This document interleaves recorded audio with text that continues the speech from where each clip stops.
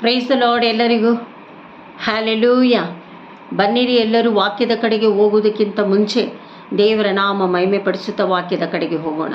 ಬನ್ನಿ, ಗೊತ್ತಿರುವವರು ನನ್ನ ಜೊತೆಯಲ್ಲಿ ಜಾಯಿನ್ ಆಗಿರಿ.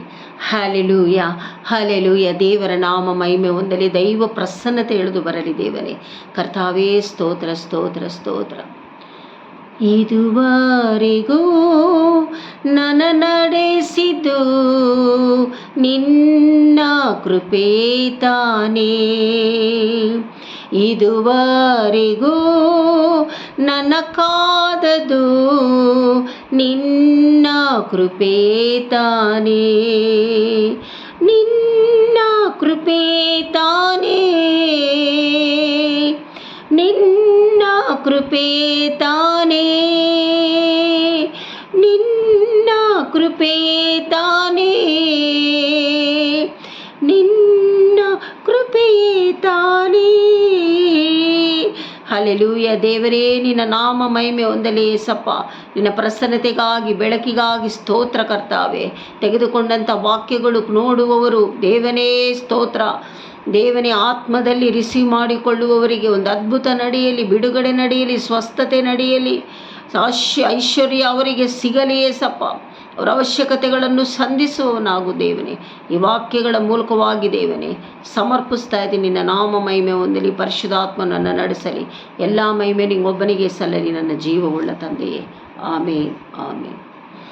Price the Lord. ದೇವರ ಮಕ್ಕಳೇ, ಅನ್ಯ ಜನಗಳು ಇದ್ದರೆ ದೇವರು ನಿಮ್ಮನ್ನು ಆಶೀರ್ವದಿಸಲಿ, ನಿಮ್ಮೆಲ್ಲರನ್ನು ಆಶೀರ್ವದಿಸಲಿ. ಈ ದಿನಕ್ಕಾಗಿ ತೆಗೆದುಕೊಂಡಂಥ ವಾಕ್ಯಗಳು ಯಾವುದೆಂದರೆ, ಅದರ ಪೀಠಿಕೆ ಕಷ್ಟಗಳಿಂದ, ರೋಗದಿಂದ ಬಿಡುಗಡೆ ಆಗದೇ ಇರುವವರಿಗೆ ಯಾವ ರೀತಿ ದೇವರು ಸಮಾಧಾನ ಕೊಟ್ಟವರು ನಡೆಸ್ತಾರೆ ಎನ್ನುವುದೇ ವಾಕ್ಯ. ಬನ್ನಿ ಓದಿಕೊಳ್ಳೋಣ. ಕೀರ್ತನೆ 116, 1, 2 ಓದಿಕೊಳ್ಳೋಣ. ಇಲ್ಲಿ ಯೆಹೋವನನ್ನು ಪ್ರೀತಿಸುತ್ತೇನೆ, ಆತನು ನನ್ನ ಮೊರೆಯನ್ನು ಕೇಳುವವನು, ಆತನು ನನ್ನ ವಿಜ್ಞಾಪನೆಗೆ ಕಿವಿಗೊಟ್ಟಿದ್ದಾನೆ. ಜೀವದಿಂದಿರುವವರೆಗೂ ಆತನನ್ನೇ ಪ್ರಾರ್ಥಿಸುವೆನು. ಯಾರು ಹೇಳ್ತಾ ಇರೋದು? ಕೀರ್ತನೆಗಾರನು. ಹಾಗಾದರೆ ಈ ರೀತಿಯಾಗಿ ನಾವು ದಿನ ಕರ್ತನನ್ನೇ ನಂಬಿಕೊಂಡು, ಕರ್ತನ ನಾಮ ಮಹಿಮೆ ಪಡಿಸಿಕೊಂಡು, ನಮಗೆ ದೇವರು ಮಾಡಿರುವ ಅದ್ಭುತಗಳು ಎಲ್ಲ ಬಿಡುಗಡೆಗಳಿಗೋಸ್ಕರ, ರೋಗ ಸೌಖ್ಯಕ್ಕೋಸ್ಕರ ಆತನ ನಾಮ ಮಹಿಮೆ ಪಡಿಸ್ತಾ ಇರಬೇಕಾದ್ರೆ ಇಲ್ಲಿ ಹಿಜ್ಕೀಯನ ಬಾಳ್ವೆನಲ್ಲಿ ಏನು ನಡೆದಿದೆ ಅನ್ನೋದು ನಾವು ಓದಿಕೊಳ್ಳೋಣ. ಐಶಾಯ 38:5 ಓದಿಕೊಳ್ಳೋಣ ದೇವರ ಮಕ್ಕಳೇ. ಅರ್ಥ ಆಯ್ತಾ? ಐಶಾಯ 38:4 ಇಲ್ಲಿ ಹೇಳ್ತಾ ಇದ್ದಾರೆ. 38:4 ಹಲ್ಲೆಲೂಯ. ರಿಮನ ಶಕರ ನಮನ ರಿಗಲ ಬಲ ಶಬರವರ. ಅಲ್ಲಿ ಏನು ಹೇಳ್ತಾ ಇದ್ದಾರೆ ಅಂದರೆ, ಹಿಜ್ಕೀಯನಿಗೆ ರೋಗದಲ್ಲಿ ಬಿದ್ದಿದ್ದನು. ಅರ್ಥ ಆಯ್ತಾ ದೇವರ ಮಕ್ಕಳೇ? ಆಗ ಐಶಾಯನತ್ತ ದೇವ್ರು ಮಾತಾಡಿ ಕಳಿಸ್ಕೊಡ್ತಾ ಇದ್ದಾರೆ.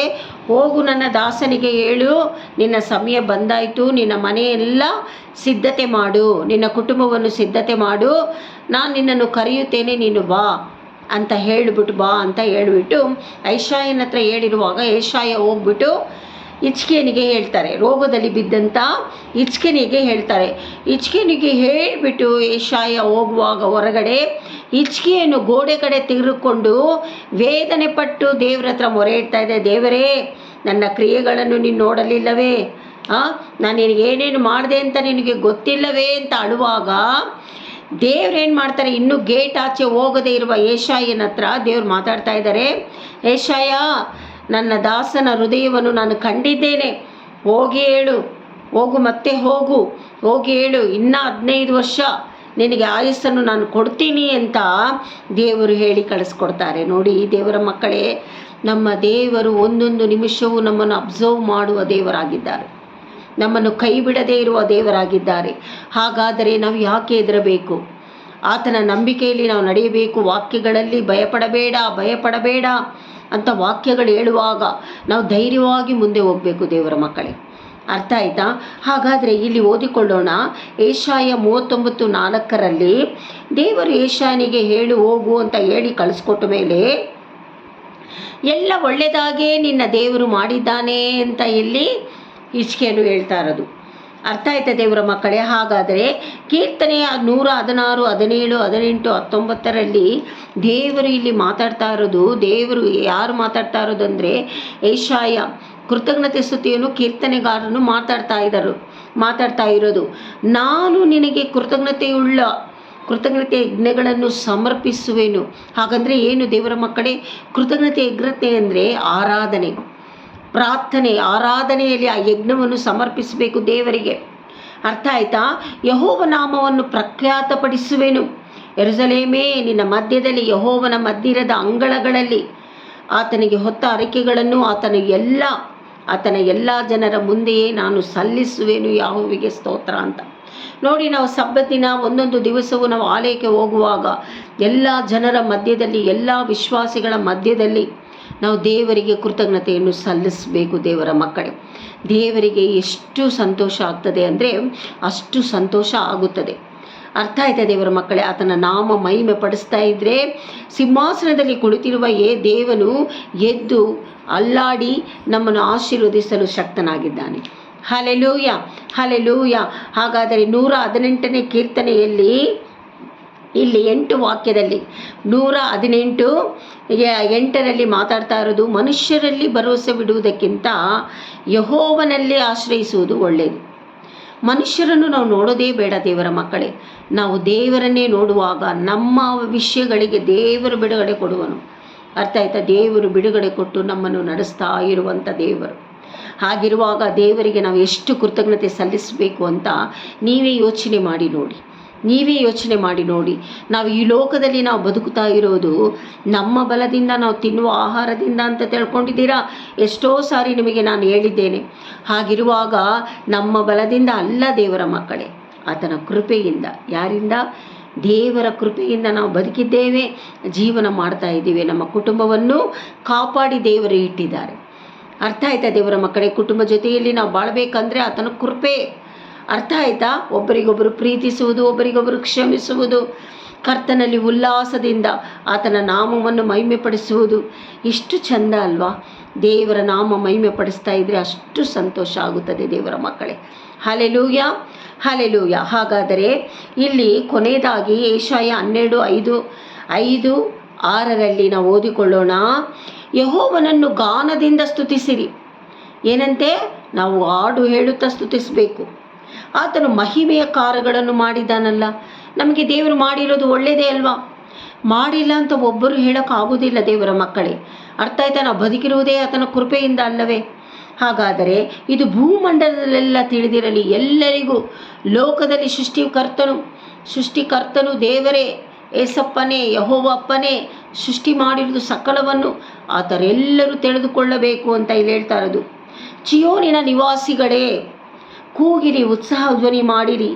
ಇಸ್ರಾಯೇಲರ ಸದಮಲ ಸ್ವಾಮಿಯು ನಿಮ್ಮ ಮಧ್ಯದಲ್ಲಿ ಮಹತ್ತಾಗಿದ್ದಾನಷ್ಟೇ ಎಂಬುದೇ. ದೇವರು ಸೃಷ್ಟಿಕರ್ತನು ನಮ್ಮ ಮಧ್ಯದಲ್ಲಿ ಇದ್ದಾರೆ ಎನ್ನುವ ಭರವಸೆಯಿಂದ, ಸಂತೋಷದಿಂದ ಆತನನ್ನು ಕೊಂಡಾಡಿ ಸ್ತುತಿಸಬೇಕು ದೇವರ ಮಕ್ಕಳೇ. ಇಲ್ಲದಿದ್ದರೆ ನಾವು ಯಾವತ್ತೋ ನಶಿಸಿ ಹೋಗ್ತಾ ಇದ್ವಿ, ಯಾವತ್ತೋ ನಾವು ನರಕಕ್ಕೆ ಹೋಗ್ತಾ ಇದ್ವಿ. ನಮಗಾಗಿ ಎಲ್ಲವ ಯೇಸು ಸ್ವಾಮಿ ಲೋಕಕ್ಕೆ ಬಂದಿದ್ದು, ನಮಗಾಗಿ ಎಲ್ಲವ ಶಿಲುಬೆಯಲ್ಲಿ ಜಜ್ಜಲ್ಪಟ್ಟಿದ್ದು. ಆತನು ಪಡುವಂಥ ಕಷ್ಟಕ್ಕಿಂತ ನಮಗೆ ಕಷ್ಟನ ಬಂದಿದೆ. ದೇವರು ನಾವು ಸಹಿಸಿಕೊಳ್ಳಕ್ಕಾಗದೇ ಇರುವ ಕಷ್ಟ ದೇವರು ಕೊಡೋದಿಲ್ಲ, ಸಹಿಸುವಷ್ಟೇ ದೇವರು ಕೊಡೋದು. ಅದು ಸಾಕ್ಷಿಯಾಗಿರಲಿ ಎಂದು.